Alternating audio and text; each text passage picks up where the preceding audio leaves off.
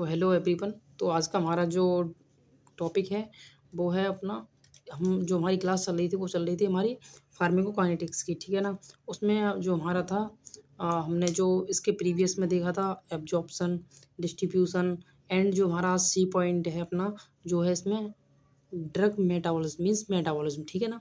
तो मेटाबॉलिज्म क्या होता है, और इसको देखो हम बायो ट्रांसफॉर्मेशन भी कहते हैं, ठीक है। बायो ट्रांसफॉर्मेशन जो होता है, ठीक है, bio transformation means chemical alteration of drug to the body. Means इसमें क्या होता है कि केमिकल अल्ट्रेशन होता है, मीन्स एक ड्रग का एक फॉर्म से दूसरे फॉर्म में होना, ठीक है ना।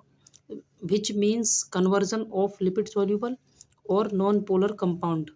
कन्वर्जन होगा लिपिड सॉल्यूबल और नॉन पोलर कंपाउंड का टू वाटर सॉल्यूबल और पोलर कंपाउंड्स। इसका मीन्स क्या है कि कन्वर्जन होगा मीन्स चेंजेस, वो चेंज होगा एक फॉर्म से दूसरे फॉर्म में। किसमें? जैसे कि लिपिड सॉल्यूबल होगा वो होगा वाटर सॉल्यूबल में, एंड नॉन पोलर कंपाउंड होंगे वो पोलर कंपाउंड में, ठीक है ना। So that they are easily excreted, and वो इजीली एक्सीड हो सकेंगे बॉडी से, ठीक है। अब देखो, ये इजीली एक्सीड का मतलब क्या है कि जो हम ड्रग्स ले रहे हैं, ठीक है ना, वो ड्रग्स मेटाबॉलिज्म होने के बाद बॉडी से एक्सीड आउट होना बहुत ज़रूरी है।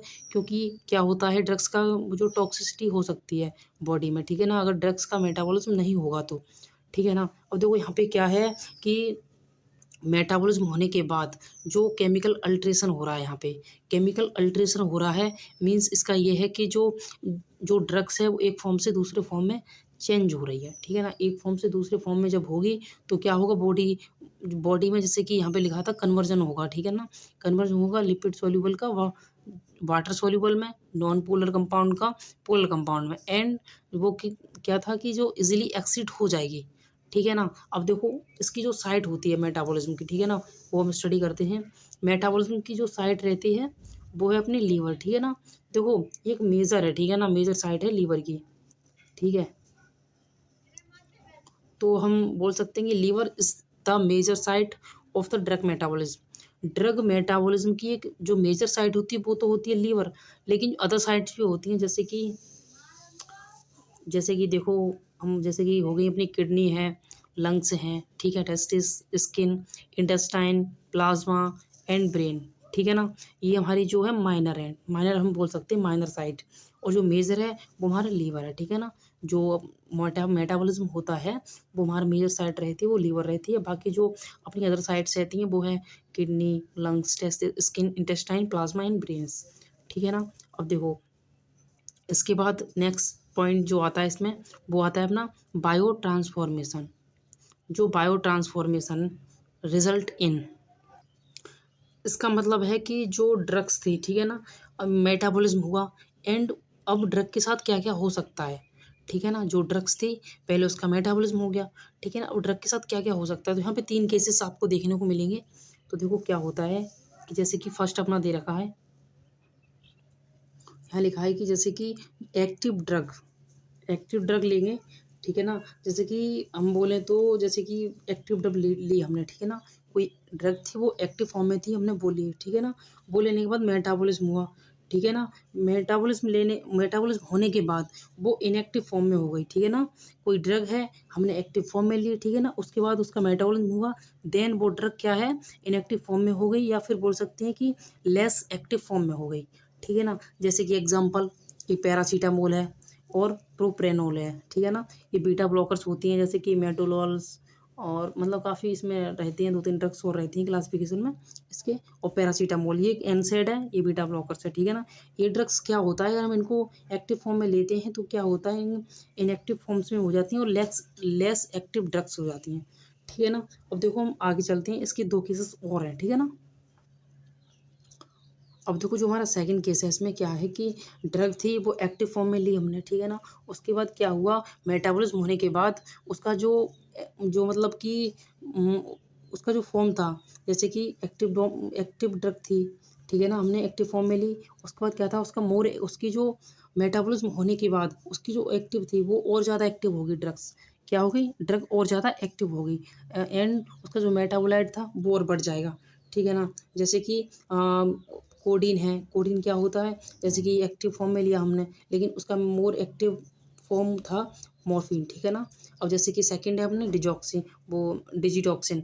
डिजिटॉक्सिन थी, एक्टिव फॉर्म में ली हमने, देन उसके मेटाबॉलिज्म होने के बाद वो और एक्टिव फॉर्म में हो गई, ठीक है, जैसे कि डिजॉक्सिन, ठीक है। अब देखो इसमें जो थर्ड केस है ना, वो है inactive drug to active metabolite. Means क्या है, कोई ड्रग थी वो इनएक्टिव फॉर्म में थी बॉडी से बाहर, जैसी बॉडी के अंदर गई वो एक्टिव फॉर्म में आ गई, ठीक है ना। तो वो जिसने भी ये जो क्लासेस अगर रेगुलर देखी है ना, उसको पता होगा ये जो प्रो ड्रग मैंने लिखी है ना यहाँ पे, वो कौन सी है, क्योंकि मैंने ये बताया था वहाँ पे, जब मैंने फर्स्ट या सेकंड लेक्चर में ये बताया है कि अगर जो ड्रग्स होती है प्रो ड्रग्स, वो क्या होती है, बॉडी से बाहर तो इनएक्टिव फॉर्म में होती है, लेकिन जब बॉडी के अंदर जाती है वो एक्टिव फॉर्म में हो जाती है, ठीक है ना। मैंने ये चीज़ बताई है, जैसे फॉर एग्जांपल लेवोडोपा, ठीक है ना। लेवोडोपा है, इनएक्टिव ड्रग्स है, जब ये मतलब कि बॉडी के अंदर जाएगी, मेटाबॉलिज्म होगा तो ये एक्टिव फॉर्म में हो जाएगी, ठीक है ना, जैसे कि डोपामाइन। ओके, ठीक है। अब देखो इसमें जो नेक्स्ट इसका टॉपिक आता है वो है फर्स्ट पास मेटाबॉलिज्म। ये देखो ये मैंने ना मतलब प्रीवियस क्लास में लास्ट में समझा दिया था, क्योंकि एक छोटा टॉपिक था, तो मैंने सोचा इसको भी लास्ट में समझा देता हूँ, जिससे कि आगे जाके मुझे समझाना नहीं पड़ेगा इतना। तो देखो यहाँ पे बस ज़्यादा नहीं, एक थोड़ा ग्राफ लेके आया हूँ, बाकी मैंने प्रीवियस क्लास में ही समझा दिया है अच्छे से, ठीक है।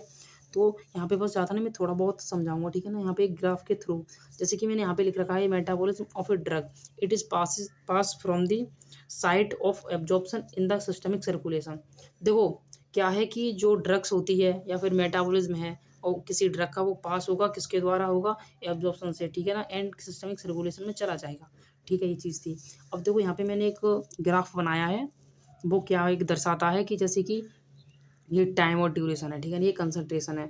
जैसे कि अगर हम आईवी रूट से अगर हम ड्रग्स को लेते हैं तो क्या है, उसकी कंसंट्रेशन बनी रहती है, ठीक है ना, कंसंट्रेशन कम नहीं होगी। लेकिन अगर अगर हम उसकी ओरली की बात करेंगे तो क्या होता है कि ड्रग्स जो है वो उसकी कंसंट्रेशन बढ़ेगी टाइम के साथ साथ, एंड वो कम होती जाएगी। क्यों, क्योंकि उसकी जो ड्रग्स का फर्स्ट पास मेटाबॉलिज्म हो रहा है, ठीक है ना। फर्स्ट पास मेटाबॉलिज्म मैंने बताया भी था कल, है ना, जैसे कि जो मीन्स क्या था, है ना, ऐसे ही तो था। अब मैं एक फॉर एग्जाम्पल लेके चल रहा हूँ, ठीक है ना, वो मत समझना ज़्यादा, है ना, ऐसे था, है ना, जैसे कि सिस्टमिक ओरली ली हमने तो इसोफेगस स्टमक, एंड इसके मतलब ये जो लाइनिंग है अपनी इंटेस्टाइन की, देन यहाँ पे आया, है ना। तो मतलब मीन्स ये जो थी सिस्टमिक सर्कुलेशन से पहले प्री सिस्टमिक में हो गया, उसका मेटाबॉलिज्म पहले ही। अब जो जैसे कि अब जब ब्लड में जब जाएगी तो ये प्रॉपर पूरी नहीं जाएगी, है ना, तो यहाँ पे जाके यहाँ यहीं पे इसका मतलब अब जो है मेटाबॉलाइज हो जाता है ना। तो जैसे कि यहाँ पे जितनी रिक्वायरमेंट थी उतनी नहीं जाएगी, तो वो चीज़ें होती हैं इसमें, है ना। तो देखो हम इसमें ना कुछ और चीज़ डिस्कस करेंगे, जैसे कि जो मेटाबोलाइजिंग एंजाइम्स है, मीन्स अब ये मेटाबॉलिज्म ड्रग का हो रहा है, तो वो कौन कौन से एंजाइम है यहाँ पे, कौन कौन से पार्टिसिपेट कर रहे हैं जो मेटाबॉलिज्म कर रहे हैं ड्रग्स का, ठीक है। जैसे कि फर्स्ट है इसमें माइक्रोजोमल एंजाइम्स। अब देखो जो माइक्रोजोमल्स एंजाइम है, वो देखो these enzyme are located on the smooth endoplasmic reticulum in, देखो जो लोकेटेड है ये एंजाइम वो कहाँ पे है, स्मूथ एंडोप्लाज्मिक रेटिकुलम पे, ठीक है ना। अब जैसे कि अब ये कहाँ कहाँ होगा, जैसे कि लीवर है, किडनी, लंग्स, इंटेस्टाइन, म्यूकोजा, ठीक है। अब जैसे कि एग्जांपल कौन कौन से एंजाइम होते हैं, ठीक है, जैसे कि साइटोक्रोम पी 450, ठीक है ना, साइटोक्रोम P450 है, ठीक है ना। उसके बाद मोनो ऑक्सीजनेज हो गया, और ग्लूकोरेल ट्रांसफरेज ETC, ठीक है ना। और इसके बाद जैसे कि जो ये एंजाइम है वो कौन कौन सी रिएक्शन करते हैं, ठीक है ना। तो this type of enzyme catalyse oxidative होगी, ठीक है ना, एक ऑक्सीडेटिव, रिडक्टिव एंड हाइड्रोलाइटिक हो गई, एंड ग्लूकोरोनिडेशन रिएक्शंस हो गई, ठीक है ना। ये जो रिएक्शंस करते हैं ये वाली करते हैं, ठीक है ना।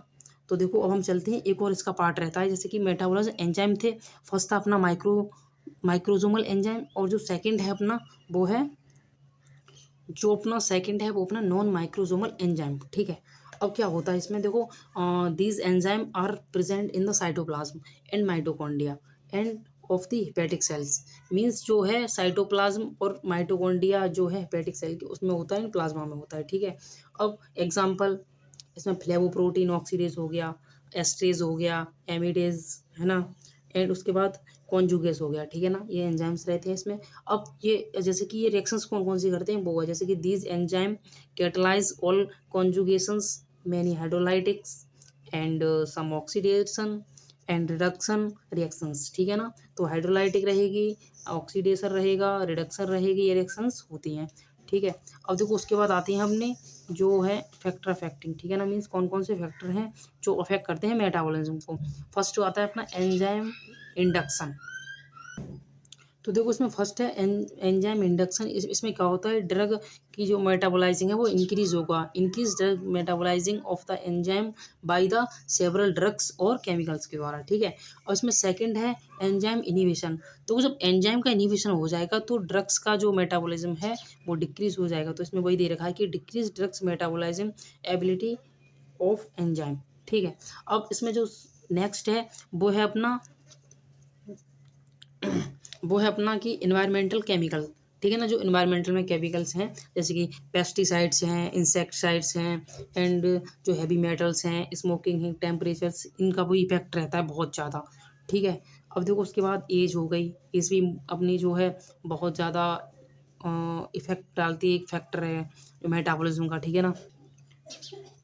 उसके बाद डाइट, जैसे कि अगर हम कम डाइट लेते हैं तो क्या है कि वो एंजाइम इनिबिशन करेगा, ठीक है ना, मीन्स एंजाइम इनहिबिट हो जाएंगे, ठीक है ना, अगर हम due to diet deficiency that leads to the enzyme inhibitions, ठीक है।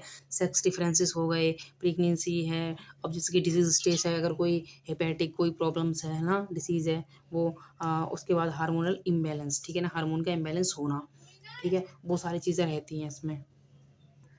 तो आई होप आपको समझ में आया होगा, मैंने ट्राई किया समझाने की कि जितना समझा सकूँ आपके लिए, तो आपको समझ में आया ज़रूर आया होगा, है ना। तो देखो यहाँ पे जो अपना सी पॉइंट था, जैसे कि फर्स्ट था अपना एब्जॉर्प्शन, सेकंड था डिस्ट्रीब्यूशंस, एंड नेक्स्ट था अपना मेटाबॉलिज्म। मीन्स देखो बोले तो अपना एब्जॉर्प्शन हो गया, ठीक है ना, डिस्ट्रीब्यूशन भी हो गया, मेटाबॉलिज्म भी हो गया। अब बचता है अपना एक्सक्रीशन, ठीक है, वो हम अपनी नेक्स्ट क्लास में कर लेंगे, ठीक है ना। तब तक के लिए थैंक यू क्लास।